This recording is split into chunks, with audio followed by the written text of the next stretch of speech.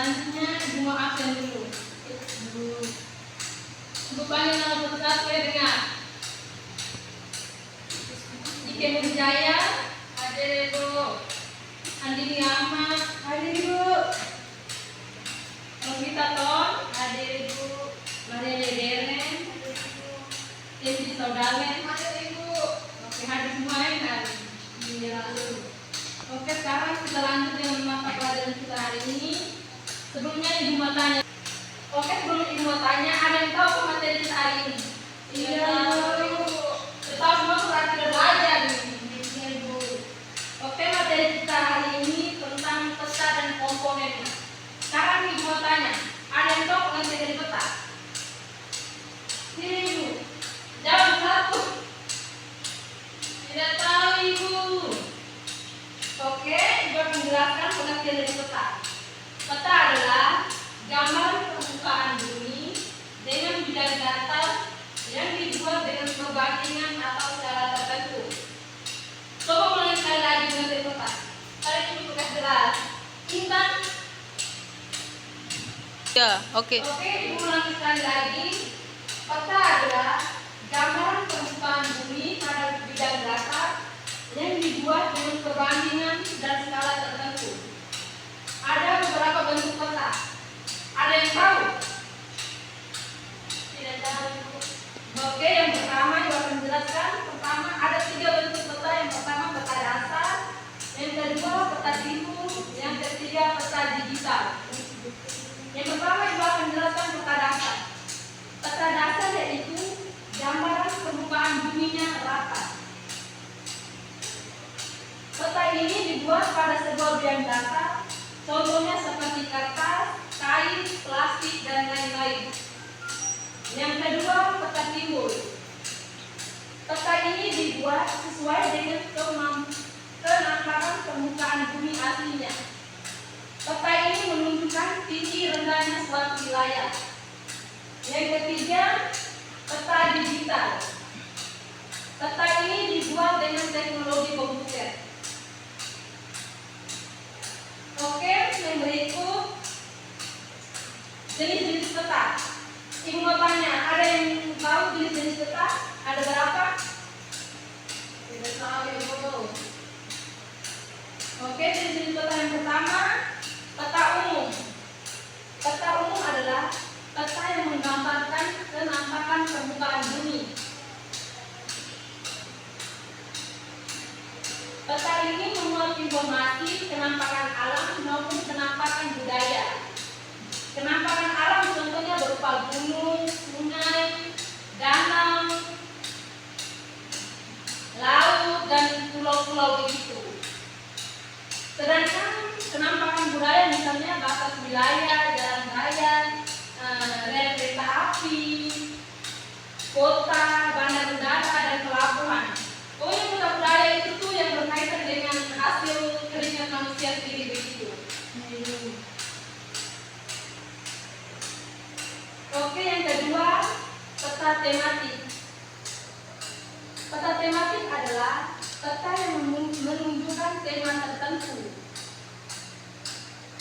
Contohnya di sini peta peninggalan sejarah begitu. Oke, yang berikut kita lanjut. Kayaknya kamu sudah semangat semua. Iya Ibu. Oke, sekarang kita berdiri dulu, kita menyanyi satu lagu. Iya Ibu.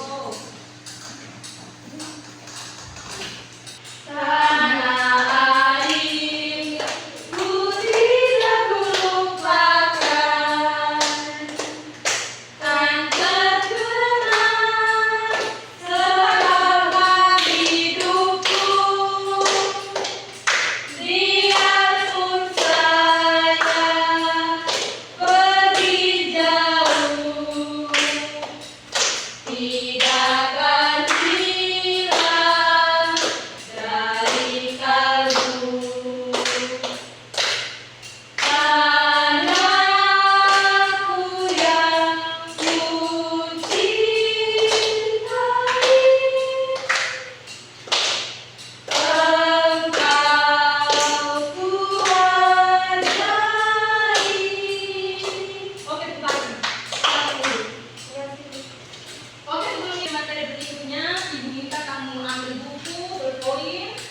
Kita lanjut soal dulu yang tentang peta tadi.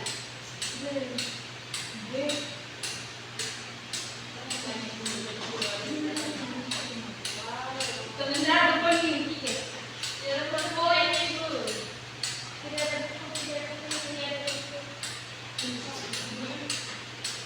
Ini baru soalnya. Nanti dulu.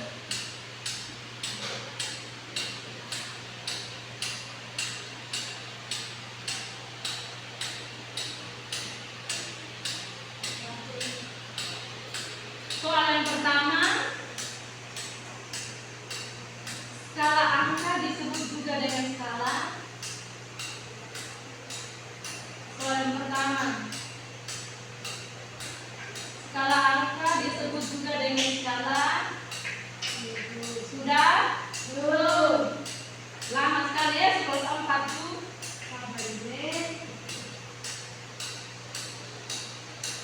Sudah itu, udah. Yang kedua, peta yang menunjukkan tinggi rendahnya suatu wilayah dinamakan peta. Peta yang menunjukkan tinggi rendahnya suatu wilayah dinamakan peta. Intan bisa tulis kan?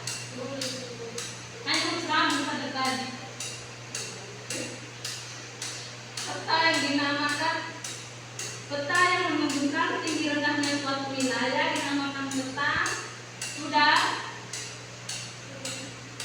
Yang ketiga, jelaskan manfaat peta. Jelaskan manfaat peta. Kerja tuh. Kerja habis kumpul ya. Nona kerja sudah.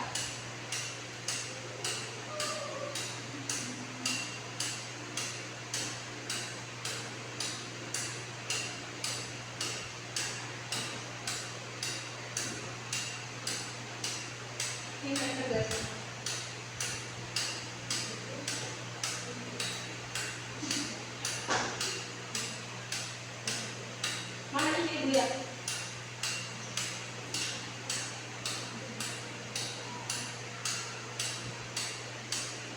Nah, ini sudah? Ini ibu. Kumpulnya kalau sudah? Iya. Mana ibu pen tadi? Ambil di belakang juga pen.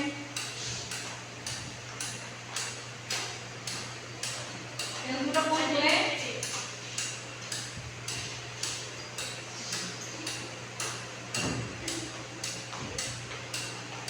Nona maju. Sabar periksa dulu.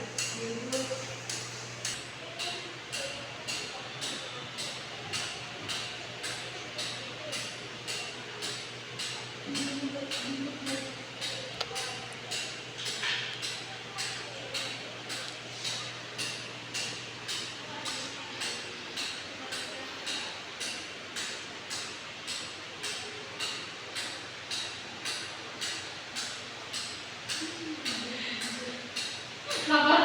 Ibu panggil satu-satu ya, ambil kamu kasih kerjanya. Semalam kamu kerja. Ini tadi ibu kerja kamu dengar pasti. Ibu nanti ditanya kembali. Ikan Wijaya, maju ambil. Lihat kamu nilai. Si saudara.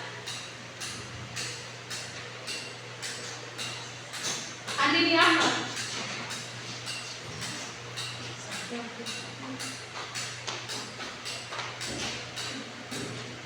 Bere.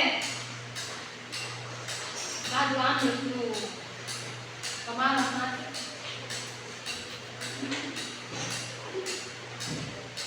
Intan Bong. Kamu nih, ibu kayak soal gampang bisa kerja itu. Ini malam yang nonton TV toh berarti. Menurut Bere pun ini dihancur. Oke, berlanjut materi berikutnya tentang komponen-komponen pada peta. Ada yang tahu komponen-komponen pada peta yang pertama apa? Tahu itu. Sumber sampah bisa tahu nih. Yang pertama itu judul. Judul itu biasanya terdapat di mana? Yang kamu tahu? Judul di awal materi.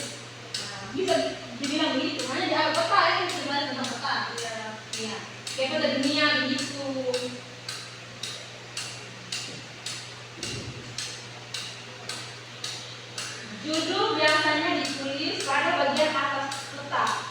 Judul peta menunjukkan isi pada peta. Misalnya,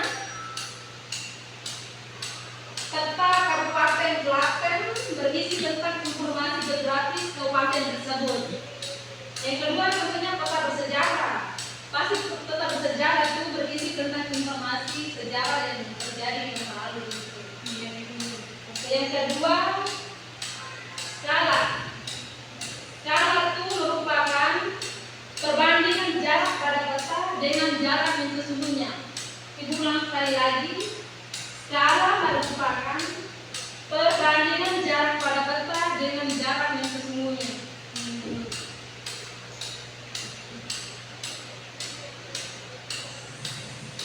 Pada umumnya, peta menggunakan skala angka, skala garis, atau skala verbal. Yang pertama, skala angka. Ada yang tahu skala angka? Pengertian skala angka? Dan tadi minta kamu semua informasi. Ya, itu gue yang dijawab. Tadi bilang, Andi pikir dulu toh. Skala angka berskala cara untuk menunjukkan hubungan jarak antar dua lokasi di kota dan di dunia nyata. Bagus, betul orang dijawab. Yang kedua, yang pertama skala garis. Oke, tahu skala garis? Tahu ibu. Skala garis adalah skala yang dinyatakan dalam bentuk garis yang terdiri dari beberapa bagian yang sama. Yang berikut skala verbal. Skala verbal adalah skala yang dinyatakan dalam bentuk kalimat. Yang ketiga, simbol. Simbol pada peta berupa gambar atau warna tertentu yang digunakan untuk mewakili objek. Macam begini juga tunjukkan. Begini, begini. Lihat, ini bang, lihat.